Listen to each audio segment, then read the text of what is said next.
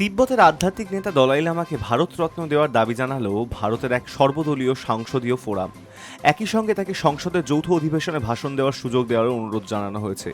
এই পদক্ষেপে চীন যে রীতিমতো বিরক্ত হবে তা আগেই স্পষ্ট। দ্য ইকোনমিক্স ফোরামের প্রতিবেদন অনুযায়ী এই আহ্বান জানিয়ে কেন্দ্রকে চিঠি দিয়েছে all party Indian parliamentary forum for Tibet. এই ফোরামে বিজেপি, বিজেডি, জেডিইউ সহ বিভিন্ন দলের সাংসদরা রয়েছেন। সম্প্রতি তাদের দ্বিতীয় বৈঠকে এই সিদ্ধান্ত নেওয়া হয়। ফোরামের আহ্বায়ক ও বিজেডি রাজ্যসভার সাংসদ সুজিত কুমার বলেছেন, আমরা দলাই লামাকে ভারতরত্ন দেওয়ার জন্য স্বাক্ষর সংগ্রহ শুরু করেছি। অনেক সাংসদ এতে সমর্থন জানিয়েছেন, কেউ কেউ ভিডিও বার্তাও পাঠিয়েছেন। আমরা শীঘ্রই লোকসভা ও রাজ্যসভার স্পিকারের কাছে চিঠি দেব যাতে দলাই লামাকে সংসদের যৌথ অধিবেশনে বক্তব্য রাখার সুযোগ দেওয়া হয়। এই ফোরামে রয়েছেন বিজেপি সাংসদ অশোক বাজপেয়ী, লহর সিং সিরোয়া, বিনয় দিনু টেন্ডুলকর, তাপির গাও ও রাজেন্দ্র আগরওয়াল। দলটি চীনের হস্তক্ষেপের বিরোধিতা করে বলেছে, তিব্বতের পরবর্তী দলাই লামা কে হবেন সেই সিদ্ধান্ত নেওয়ার অধিকার শুধু তিব্বতের মানুষেরই রয়েছে।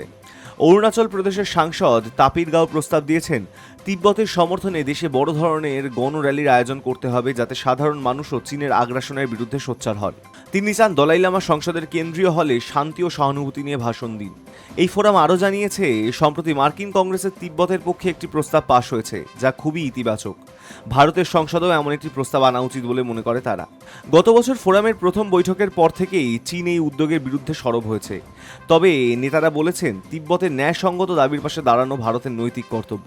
বিশেষজ্ঞদের মতে এই ফোরামের দাবি ভারতের পররাষ্ট্রনীতিতে একটি গুরুত্বপূর্ণ বার্তা, যা চীনের ওপর চাপ তৈরি করতে পারে। Hi News network.